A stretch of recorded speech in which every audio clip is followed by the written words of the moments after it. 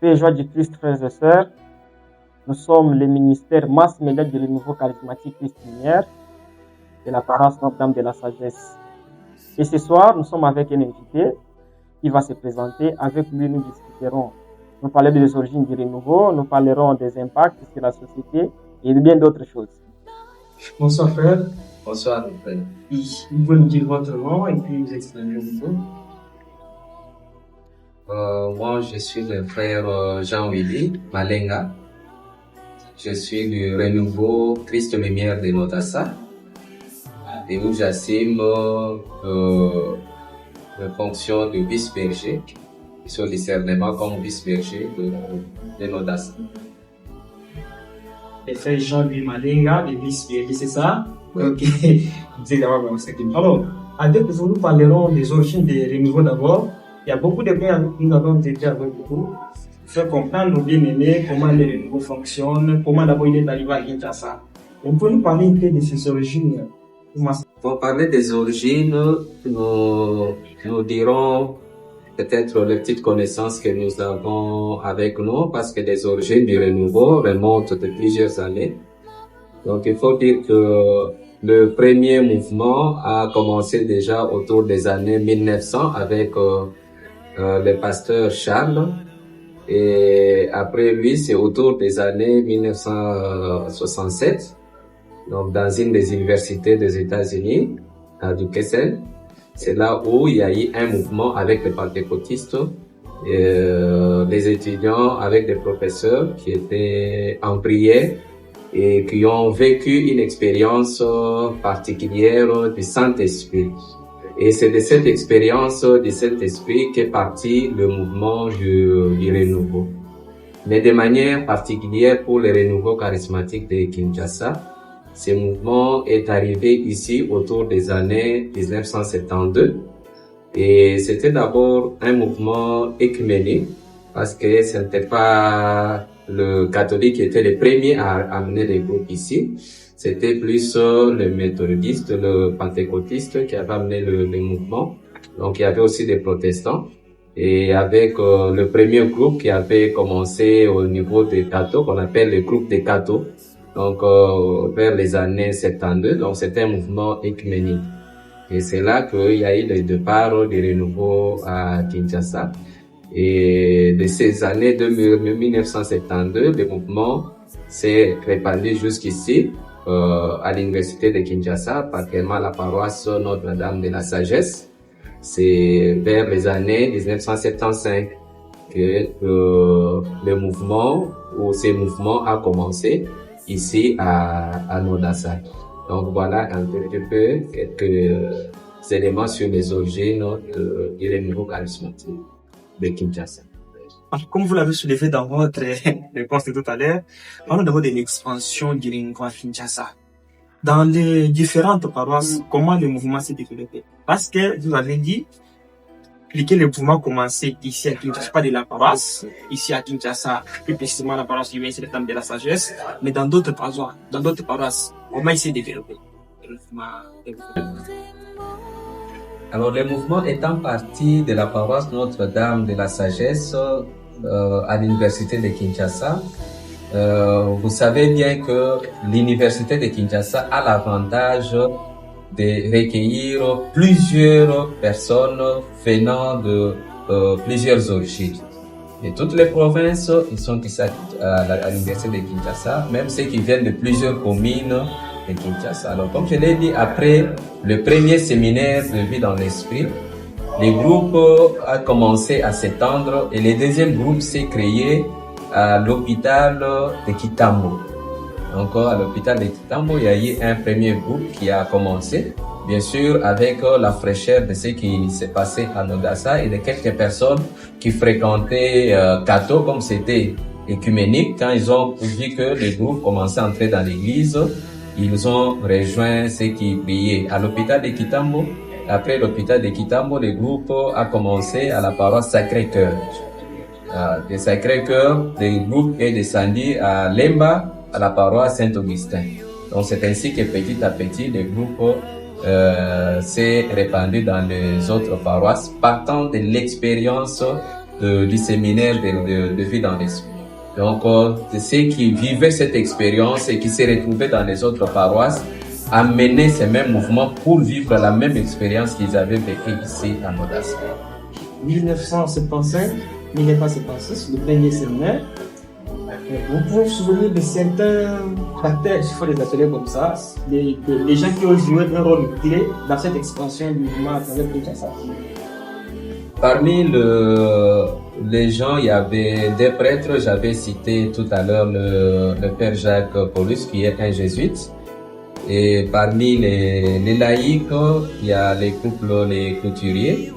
Donc, les couturiers, c'est un prof de mathématiques avec son épouse qui est biologiste, qui est responsable de la communauté Montabor. Et il y avait aussi des personnes, comme j'avais parlé du frère Nana, du frère Pambou. Donc c'est parmi les premières personnes qui ont aidé à l'extension. Et entre 75 et 80, bien sûr, il y avait également d'autres frères qui sont encore vivants. Aujourd'hui, il y a les frères Zéphirin Diambou qui est là. Il y a également le frère Rosta Loalo, qui est professeur de physique ici. Il y a la sœur José Mukendi, il y a Bénédicte Seya. Donc, c'est tous ces gens autour des années 75-80, autour des années 80, qui ont aidé à ce que le groupe, petit à petit, puisse s'étendre dans les autres paroisses. Alors, comme tout mouvement qui vient de naître, dans un milieu qui est inhabituel, s'il faut l'appeler comme ça, parce que les gens ne connaissaient pas encore les nouveaux, il fallait que les membres s'habituent aussi à ces nouveaux mouvements-là. Alors, comment s'est passée la formation des membres? Parce que ce sont des gens qui ne connaissaient pas d'abord les mouvements, les nouveaux charismatiques extraordinaires, ils devaient être formés pour qu'ils s'habituent à ces mouvements-là. Comment s'est passée la formation? Alors, la formation s'est passée parce que donc c'est chacun qui faisait sa nouvelle expérience. Donc, le premier noyau qui avait commencé faisait sa nouvelle expérience du Saint-Esprit et la formation s'est passée plus pas avec l'écoute. C'est avec l'écoute, vous écoutez le Saint-Esprit et l'Esprit vous oriente par rapport aux besoins. Donc, d'emblée, au début, il n'y avait pas de formation déjà faite qui devrait être suivie. En dehors, tout simplement, du séminaire, parce que les séminaires, on s'est référé au premier livret qui était édité au Canada. C'est ces premiers livrets qu'on exploitait. Mais tandis que les autres formations venaient selon les besoins. Parce qu'il faut dire qu'aujourd'hui, le renouveau est structuré en plusieurs ministères, mais au début, il n'y avait pas tous ces ministères. Donc, les noyaux qui étaient là faisaient tout. C'est ces mêmes noyaux qui faisaient l'intercession. C'est ces mêmes noyaux qui partageaient la parole. C'est ces mêmes noyaux qui organisaient les services du social. C'est les mêmes noyaux qui faisaient l'accueil. Donc, ils faisaient tout ça au fur et à mesure que les groupes grandissaient, les besoins se présentaient et les formations étaient formulées en fonction des besoins que les groupes avaient. Donc, je dirais que l'attitude pour un mouvement tout nouveau qui avait un charisme particulier et une façon assez particulière de prier. L'entrée à l'église n'était pas aussi facile que ça, parce que l'église avait une manière de prier et le renouveau amenait une autre façon de prier qui était des prières libres. Donc des chrétiens qui se réunissaient et qui priaient de manière libre. Comme je l'ai dit dans l'introduction, donc tout a commencé au niveau des cartons. Et quand c'est arrivé ici à Nodassa, c'était à la tête, il y avait également un prêtre qui était là. Donc il s'agit du père Jacques Paulus, Thérèse et moi. Alors il faut dire que l'entrée était un tout petit peu au début, c'était assez difficile.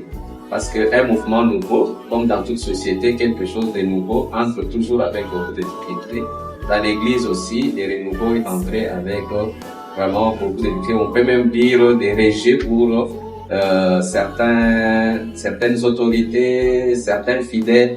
Donc au début, tout le monde n'acceptait pas directement ce mouvement parce qu'ils voyaient ça comme un mouvement étranger qui avait fait éruption dans l'église. Père Jean-Louis Nderabelon, nous sommes avec lui pour parler du renouveau charismatique, plus précisément à Kinshasa, à la paroisse Notre-Dame de la Sagesse. Ces mouvements nouveaux, comment les fidèles doivent vivre?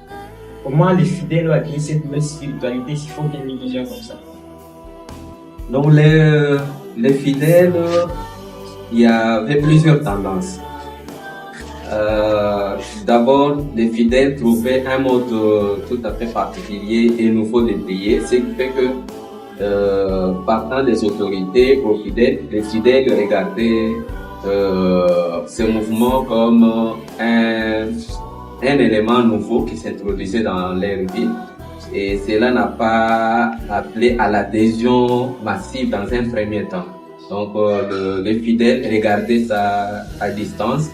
Et je dirais, c'est au fur et à mesure, c'est avec le temps que petit à petit, les gens découvraient cette expérience nouvelle qui s'était introduite dans l'église. Et c'est là, les gens venaient des fois par curiosité pour découvrir. Les fidèles, il y en a qui venaient juste pour voir ce qui se passe. Et quand ils trouvaient leur compte dedans, il y en a qui restaient, il y en a qui venaient, qui regardaient, qui repartaient. Mais sinon, les premiers instants n'étaient pas aussi faciles. Pas facile que ça, les premiers instants. Alors, les événements, quels sont les événements qui ont marqué le renouveau de Kinshasa? Il y a plusieurs événements qui ont marqué le renouveau de Kinshasa. Un des éléments majeurs et principal, c'est l'organisation du séminaire de vie dans l'esprit. Et ça, c'est la formation centrale du renouveau. Et comme nous avons dit, le renouveau a commencé en 1975 et le premier séminaire s'est déroulé en 1976 ici à Nodassa. Donc à côté du Père Jacques, le petit noyau qui était à côté de lui, il y avait les couples, les couturiers. Aujourd'hui, maman Thérèse est encore vivante. Et il y avait des frères tels que le frère Nana, qui est aujourd'hui responsable de la communauté Magnificat. Il y a le frère Pambou de Thérèse Mémoire. D'ailleurs, les deux est prié avec les protestants au niveau des maisons N, ici au plateau. Donc, ils continuent à prier avec les protestants de manière écuménique et après, ils ont quitté pour venir à l'église. Alors, en 76, on a organisé le premier séminaire de vie dans l'esprit qui était un moment marquant. Et c'est cela qui a permis l'extension donc du renouveau à travers la ville de Kinshasa. Et parmi aussi des événements qui ont marqué, il y a le congrès panafricain qui a été organisé en 1985 ici à Kinshasa.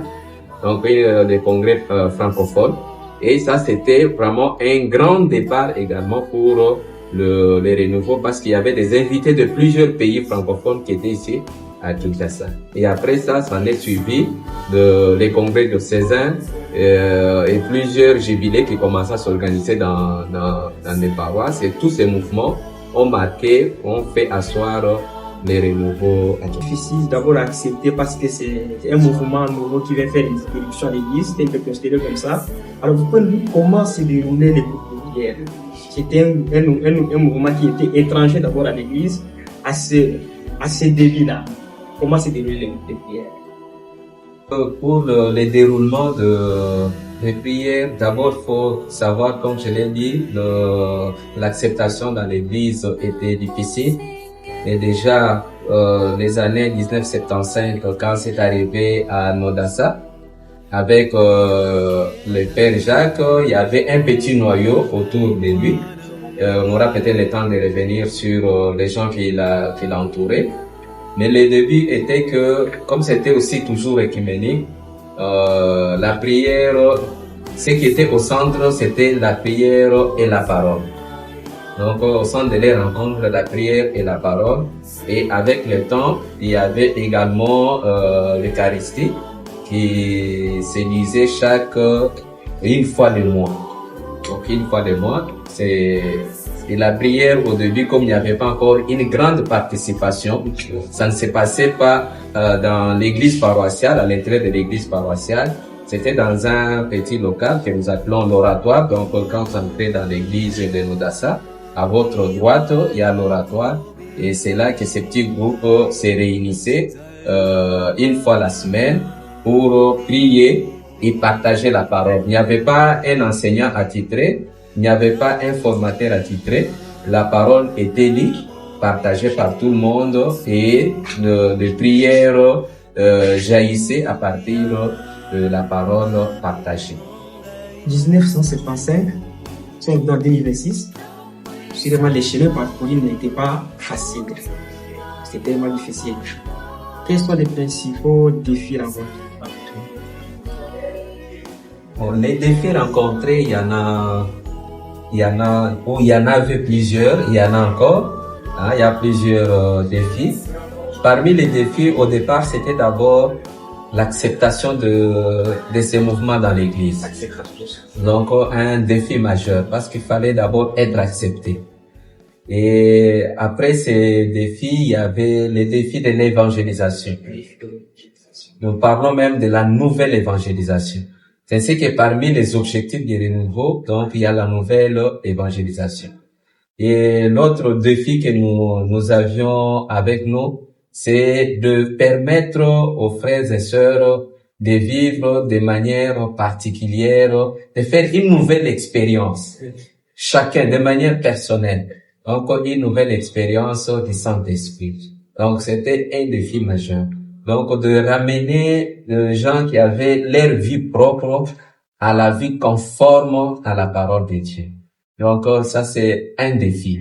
Et surtout des gens qui avaient tendance à rejeter la marche de l'Église. Donc, pour les ramener et les introduire vraiment dans la doctrine pour qu'ils restent, les garder dans l'Église. Mais aussi, un des défis, c'était de faire face au mouvement de réveil. Parce que pendant que les renouveaux évoluaient, il y avait aussi au même moment le mouvement de réveil qui commençait à prendre de l'ampleur à Kinshasa. Alors les renouveaux étaient entre les deux. Et d'ailleurs, je vous dirais que parmi les pionniers de plusieurs mouvements de réveil dans notre ville de Kinshasa, certains viennent donc du renouveau. Parmi les premiers étaient là, ils viennent du renouveau. Après les renouveaux, ils ont créé. Donc c'était aussi un défi de pouvoir se maintenir dans l'église par rapport à ces mouvements de réveil qui faisaient voir que si vous avez besoin d'être dans la vérité, de vivre la vérité, il fallait aller vers eux. Et le renouveau a permis à montrer aux gens que la vérité est ici dans l'église. Donc c'est parmi les défis qu'il fallait relever. Les défis de pouvoir faire adhérer plusieurs prêtres à ces mouvements. C'est tout ça. Voilà, faire adhérer plusieurs prêtres à ces mouvements et on a réussi. Et aujourd'hui, on a plusieurs prêtres qui marchent ensemble avec les renouveaux et qui ne marchent pas en contradiction avec, même si les défis continuent. Parce que faut dire que on n'est pas déjà arrivé donc au bout. Donc mais les combats continuent. Et le message Bon, un message symphogène pour dire que les jeunes puissent servir le Seigneur, que les jeunes puissent utiliser leur énergie pour se mettre au service de la parole, au service de l'évangélisation. Il a dit, allez et par le monde entier, faites de toutes les nations mes disciples. Et les jeunes, nous les exhortons à prendre, à intégrer cette parole pour cette nouvelle évangélisation. Donc, que les jeunes puissent déjà vivre avec les Christ maintenant, avant qu'il ne soit trop tard. Avant qu'il ne soit trop tard. Votre témoignage personnel, c'est ça. Ça veut dire que cette aussi aider les jeunes à suivre les conseils que vous avez prodigués. Votre témoignage personnel. Bon, mon témoignage personnel, bon, il y a beaucoup de choses à dire, peut-être en quelques mots. Je dirais que Dieu nous a fait grâce de les servir très tôt. Moi, j'ai commencé ici à Nodassa en tant qu'étudiant. Donc, en tant qu'étudiant et en tant que travailleur et après en tant que marié. Et je ne suis jamais fatigué de servir le Seigneur parce que j'ai trouvé que c'est ça la vie. En dehors du service de Dieu, en dehors d'être à côté de Dieu, je suis perdu. Et servir Dieu, j'ai retrouvé également une nouvelle famille. Donc la famille Christ Lumière que j'ai trouvée, c'est pour moi une grande famille dans laquelle je vis, dans laquelle je me retrouve, dans laquelle j'évolue. Donc pour moi cette communauté m'a apporté du bien et continue encore à me faire du bien jusqu'aujourd'hui. Papa Jean-Louis Lévis Berger, je le rappelle, du Nouveau Christ Lumière à Odassa. Je dirais Jean-Willy. Jean-Willy. Moi, c'est Jean-Willy. Ah, voilà. Ok, merci. Le berger Jean-Willy, c'est ça? Cette fois, je ne vais pas massacrer le nom. Voilà. Si vous devez résumer le Nouveau Christ Lumière à Kinshasa, en un mot, vous direz? Bon, en un mot, d'abord, à Odassa, où nous venons de fêter le jubilé de 50 ans de ces groupes. Restons lumière sur les sites universitaires, restons lumière du monde et à travers Kinshasa, que nous restions vrais et de ce que nous avons reçu de notre expérience du séminaire de vie dans l'esprit, que nous puissions vivre cette expérience de manière véritable. Servir le Seigneur de manière véritable. Chers frères et sœurs, vous l'avez compris, nous sommes à la fin de notre entretien. Nous vous demandons de rester fidèles, de servir le Seigneur de manière véritable. On se retrouve très prochainement pour une